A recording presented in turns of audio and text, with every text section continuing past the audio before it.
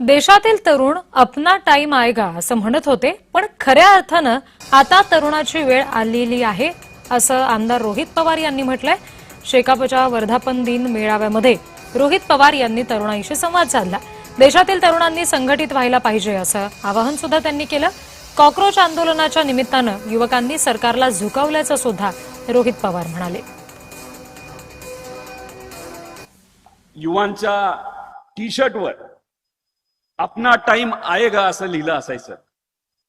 मला सगळ्या युवांना सांगायचंय, अपना टाइम आएगा हे आता जुनं झालं, आपला टाइम आलेला आहे हे त्या ठिकाणी तुम्ही गृहीत धरा।